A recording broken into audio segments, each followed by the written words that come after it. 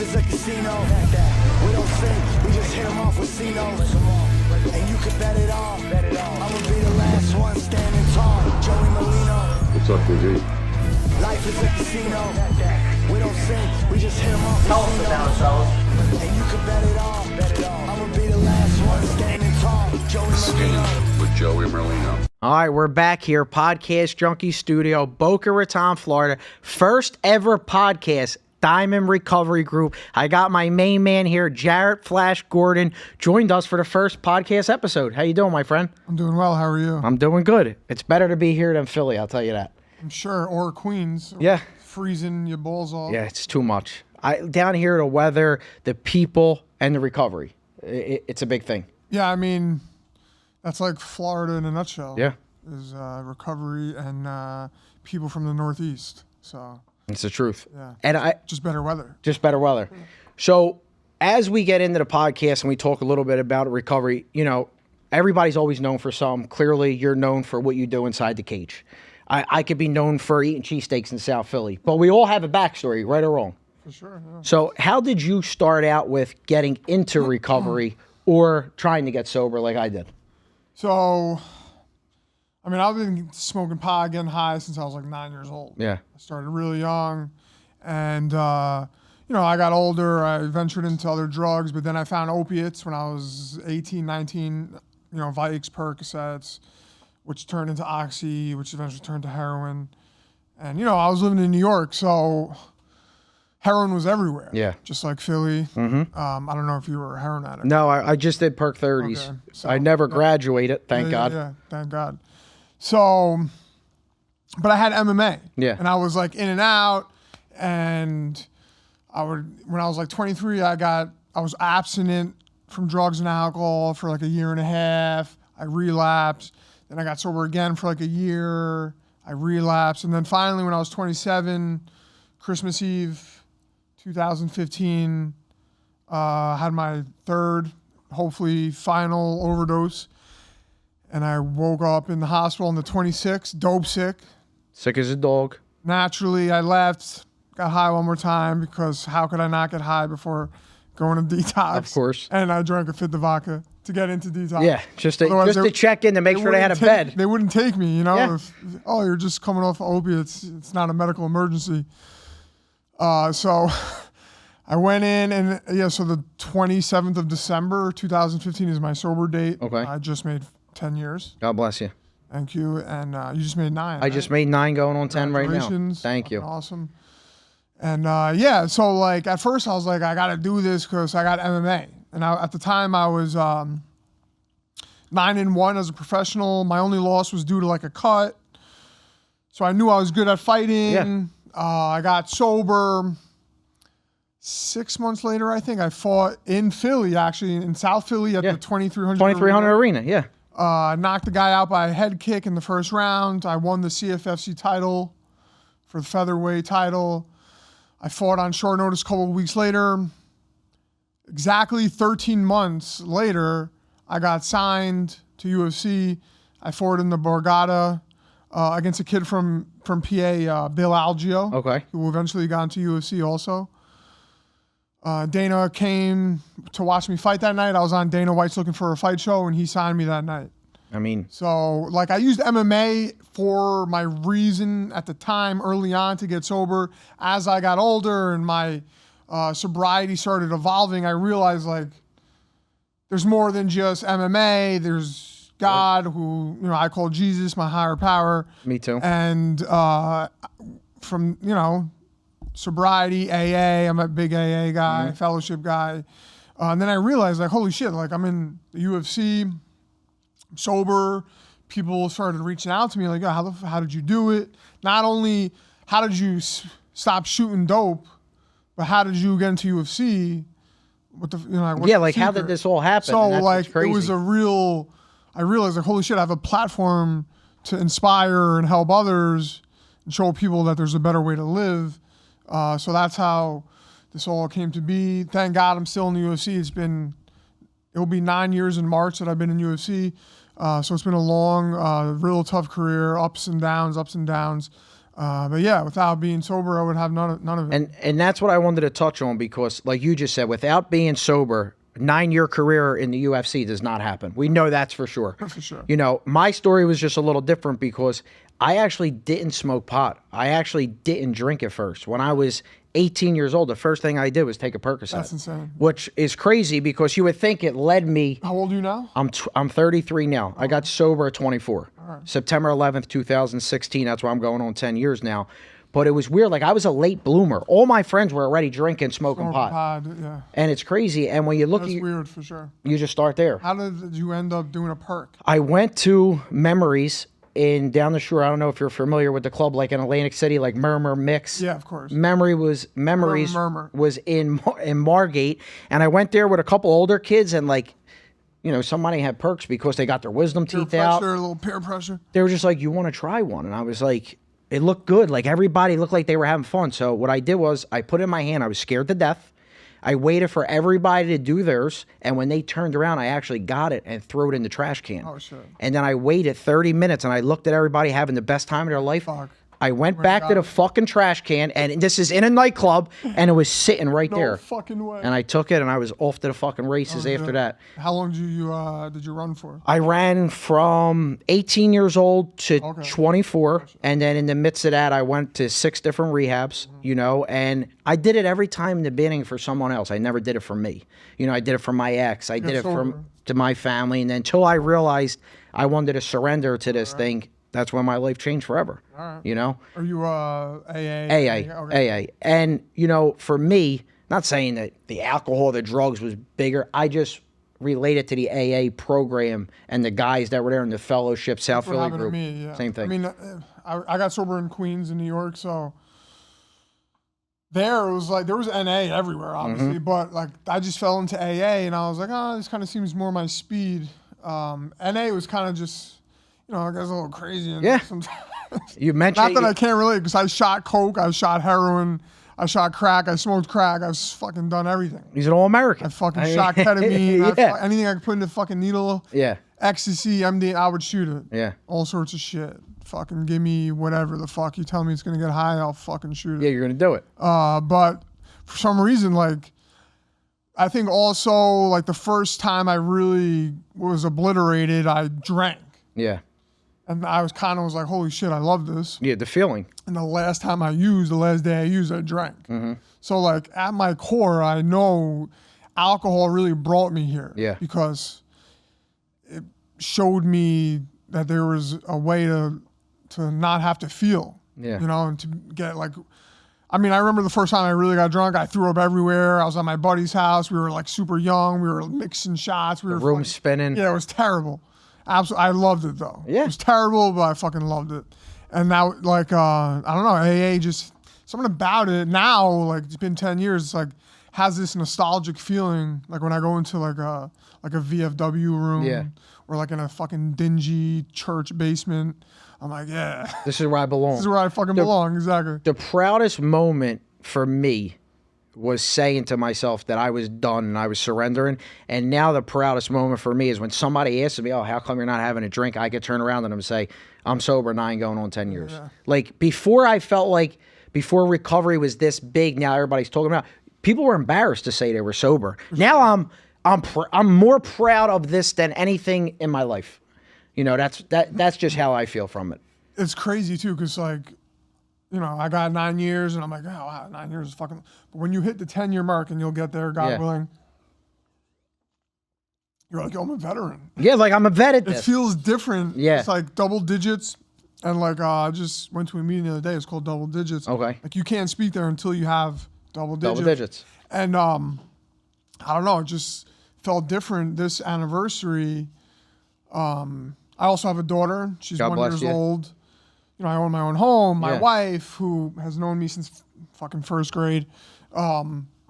It's just like weird. Like looking back, I'm like, wow, 10 years. 10 years. It's a long time. Yeah, like holy And shit. all the things I that couldn't even get 10 sobriety, minutes. yeah, no, and all the things that sobriety has given you and me, Yeah, bro. you can never imagine it. No. And they say beyond your wildest dreams. It's the truth. It's all true because, like, you think you know what's going to happen when you get sober. You have no idea. No. Because you can't. And it's like shit happens every day where I'm like, wow. And How the fuck did this happen? how did this happen? And you know, you say to yourself, and looking back, like how life could change. And when, you know, you're inside a cage and I'm doing what I'm doing, like you don't look at life when you're getting high because you're really not there. No. When you're getting high and drinking and using, everything is a fucking blur. Just like a shell. Yeah. You're just existing. You're not living. And now you can enjoy it. For me, yeah, now you can enjoy it. Like you could look back and say, wow, that really happened. Yeah. And we were talking about earlier about Florida and, you know, recovery capital of the world. There's a ton of treatment centers down here and a ton of treatment centers you could work for, do things with, and promote. What made you choose Diamond Recovery? So I was with one group for a while, and my buddies owned it, but they sold it. So I was like, oh, I got to move on. Yeah. Didn't have the same aura anymore. So I went to another group, and it just didn't work out. But I had met Adam, the owner of Diamond, or one of the owners, and he was like, hey, man, if you ever want to come over.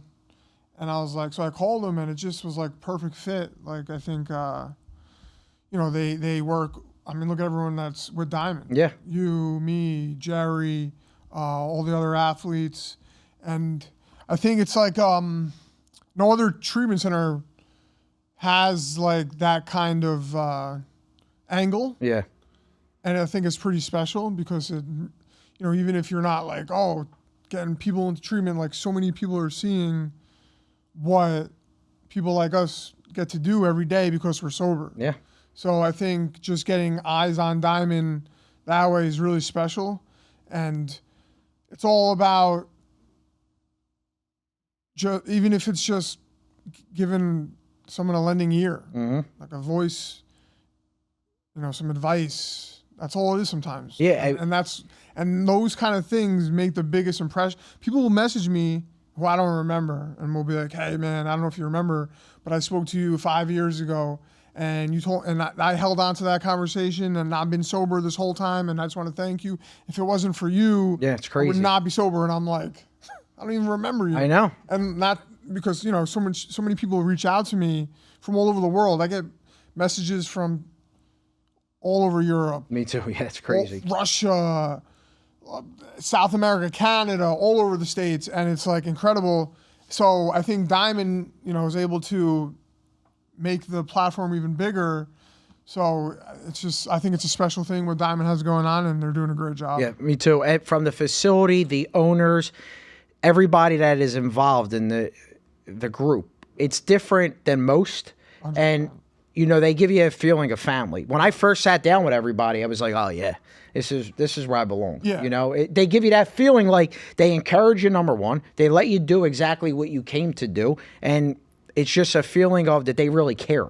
Well, the people, you know, that are you know, the owners, they have been directly impacted from this disease as well. So it's not like it's coming from a place of, oh, we're just businessmen. Like, these people went through it also. Yeah. And they understand completely. Like, so like I had some issues with family members, and when I reached out to these guys at Diamond, they were like, yeah, we get it.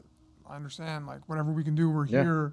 And they did whatever they could for this family member of mine, and they did a lot. And, it just happened to me 2 nights ago. Okay. A worker of mine, no insurance, no nothing. You know, he came to me, he said he needed help. He was on a plane to Atlanta, 24 hours later? Nice. Not even? Like there was no question. There was no question of get him in there. Yeah. that. It was no like, oh, he don't have insurance. Here's the deductible. Here's his. It was none of that. Like, Joe, you need help for somebody. That's it. It's done. And that's what most. That's the greatest thing. There you go. So. And when they could put you first and your family first and things that you need, there's nothing like it. And I'm sure you get this all the time, because I do. I mean, even when you talk about recovery on all social media, you're always going to have somebody on there that's just hateful. Of course, bro. And they say things. I had posted, I'm 10 years sober, and MMA Fighting, which is a huge MMA platform, reposted my post.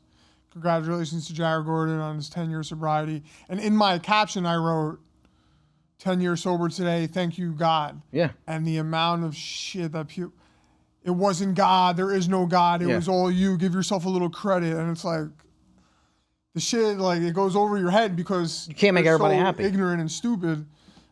Someone said something, I'm trying to think of, it was like, the person said, why don't you do something real, like win a title? So an inanimate object or like a belt that will give me no fulfillment in the future and means nothing because it can get taken away from you so easily is actually something over the 10 years of sobriety that I have. And like this, it must have been like a 16-year-old, of course, that like doesn't understand life and like what meaningful things are. Like there's videos of Mike Tyson who with all his titles, and he's like, I don't give a fuck about these belts, throwing them. He throws them on the floor. He's like, I don't fucking, these things fucking mean nothing to me. I thought they were everything. They mean fucking nothing. Right. It's the truth. And I mean, there's always gonna be haters. Bro. Always. No matter what. Oh, you're sober. Oh, you're the shit that I get. Oh, quitting's for losers. Like, you know. Of course. Some of that's just funny. But you know, that's just the way. No matter like, that's what sucks though. Is because it's like, no matter what you're trying to do, you're trying to help people, be an inspiration.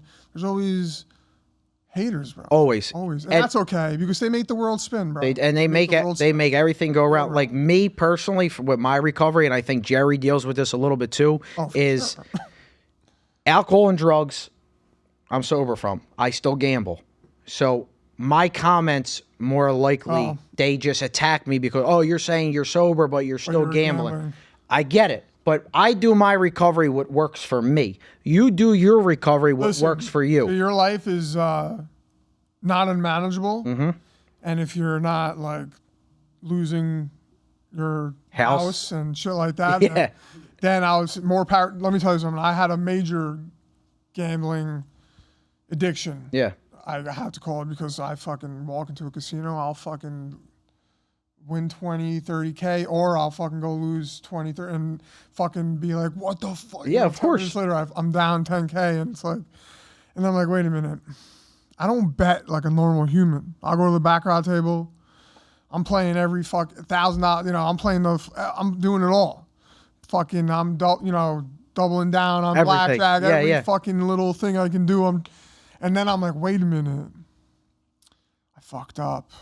Yeah, this is a problem. I only bet fucking $5,000. I could have bet. It wasn't enough money. Of course. So like, just like it wasn't enough drugs. When I don't win, when I win, I'm like, it should have been more money. When I lose, this is what's fucking sick.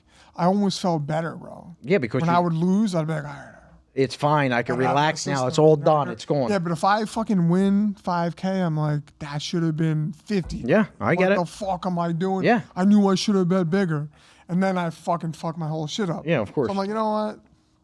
Let me just step away from the... And that's for your recovery. Like you realized for your recovery. Yeah, well, just, you know what I mean? And people, what I try to explain to people is, everybody needs to just worry about themselves and worry about their recovery, what works for them. And you just see the comments. And I try to explain to people like that right in the comments. Like, did you ever think that like Barstool Sports, or if I have a deal with Smack Talk, you have to gamble. And it promotes what it is. And just gamble responsibly. That's really it. Let me tell you, like I've been sponsored by DraftKings. Yeah. And what's the other one? FanDuel. Whatever, all those. Yeah. Make a post for this UFC weekend, this weekend's UFC card. Okay, great. You give me $5,000 for a post? Yeah. No problem. Yeah, of course. And then I'm like, that would be like, and then I like, you know, like you said, it's for me. Yeah. Like, I don't know, if someone offered me enough money, I'd probably still do it. Yeah, yeah, no, I get it. I'd probably still promote gambling, but I'm not gonna go say, drink this fucking Bud Light. Never in a million years. Me neither. I'm not gonna say, you know, go to this medical marijuana company. I'm not gonna. So you gotta draw the line somewhere. And you get a ton of offers just like I do. I get. How many marijuana offers do I get? I mean, it's crazy, and I will not do one, no matter what it is. Joey has his own beer. I will not post with it. Marijuana, all sorts of shit. Dude. Yeah, you got to draw the line. I wish I could be like, fuck. Yeah, let me grab that bag real quick. Yeah, I know, I get it. I get it. You know, and I just want to touch on a little also about how important sobriety is to not just us now, because now to your family, your daughter, you know, my wife, like they see us in a world and a life that when I was out there using, nobody wanted to be the fuck around me. I didn't want to be around myself. Who the fuck wanted to be with a raving lunatic? You know what I mean? And when you could sit back and say, look what you accomplished, what I have accomplished, or what I have going on. I give everything that I have to sobriety, you know? 100%. I mean, there's no way I could manage a 1-year-old. No. Or yet alone my wife, who is a full-blooded guinea. Yeah. I'm From sure Brooklyn, right? She's from Long Island. Long Island, okay. Family's from the city. Yeah. Gambino. Yeah. So dealing with her is enough. Plus my 1-year-old, I better be sober. Yeah. And lose my life, you know. And her mother, and my mother, who's 100% Sicilian. So I'm like, I know. I'm surrounded by women, and they're all Italian, and it's really rough. It's really it's a rough paper route. Imagine coming home drinking or fucking drugging. Yeah, I'd fucking lose my life. What's life now for you? Stepping outside the cage, getting back in the cage. You're still working out. You got training tonight. Yeah. What's life for Jarrett now? So I mean, listen, I've had one hell of a journey. You know, my UFC career has been insane. Like, so many weird things have happened, ups, downs, injuries. My last fight was fucking the day before the fight. I got hit by a car. You got hit by a car the day before your last fight? Yeah, I got my fucking leg run over by a car, dude. I sprained my ACL and my MCL. And I still fought. I ended up losing. So I'm like, and then I'm like, God, what the fuck, bro? Yeah. I try to do everything I can to please you, and you fucking bend me over. And get hit by a car? Yeah. And, but I'm getting, I have the best contract I've ever had with the UFC now. I'm getting paid more than I ever have. I'm 37, so I'm like towards the end. Yeah. I'm not 28 anymore, you know, in my prime, or I still feel like I'm in my prime. I feel great. I train my ass off. Yesterday I trained 3 times. I feel fucking great. Yeah. So like I train, I help my wife, I'm there for the baby, meetings, sobriety, diamond, whatever. I'm involved in another company or organization called Fight Story, which is a mental health non-for-profit organization that is creating a platform for combat athletes to gain resources for mental health issues. I love that. It could be sports psychology. It could be I'm depressed, I'm anxious, I'm scared. Nutritional support. Anything to make your fight camp better, we're going to try to help you with. The UFC came on as a corporate sponsor of ours. Diamond is trying to get involved, actually. And we have some other major companies that also got involved. So I'm on the board of directors for that. That's amazing. Partnered with Angela Lee, who is the creator of Fight Story.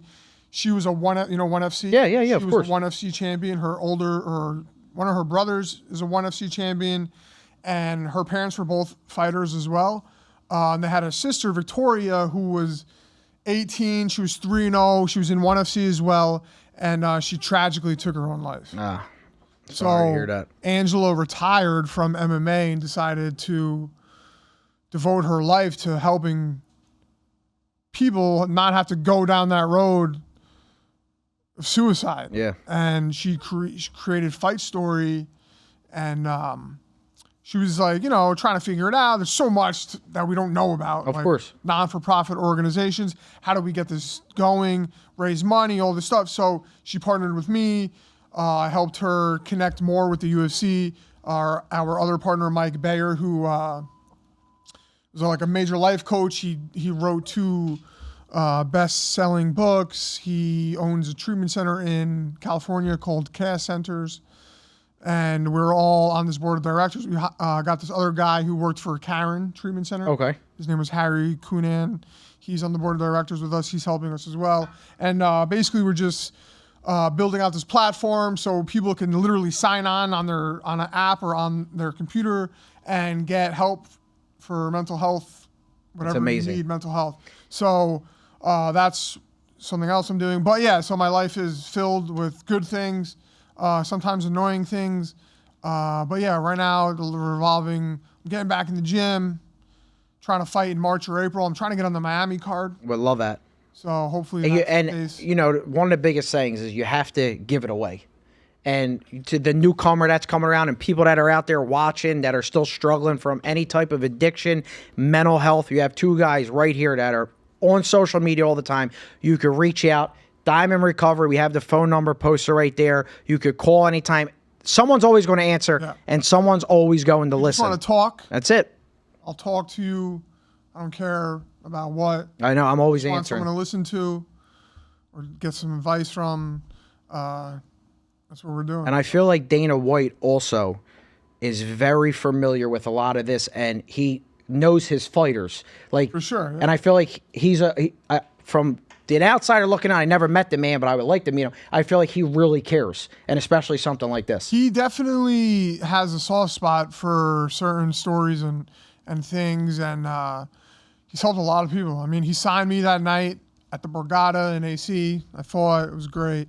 And he gave me like a whole new lease on life, man. Yeah. Without the UFC, I wouldn't have any of this. Any of us, yeah. This platform, at least, like I'm sure I would have done something else. Yeah. That was cool, but the UFC I owe a lot to Dana for signing me that night. 9 years later, I'm still in the UFC. It's been awesome. Yeah. And I hope that only good things happen from here. So. Well, I love it. And I really appreciate you coming on here, doing this with me. Thanks for having me. First ever episode, Diamond Recovery Group. Make sure you go on there. Make sure you hit us with a follow. Make sure you follow Jarrett Flash Gordon, Lil Snuff, Diamond Recovery. We'll see you next time. Life is a casino. We don't sink, we just hit them off with C-notes. And you can bet it all. I'ma be the last one standing tall. Joey Merlino. What's up, G? Life is a casino. We don't sink, we just hit them off with C-notes. And you can bet it all. I'ma be the last one standing tall. Joey Merlino. With Joey Merlino.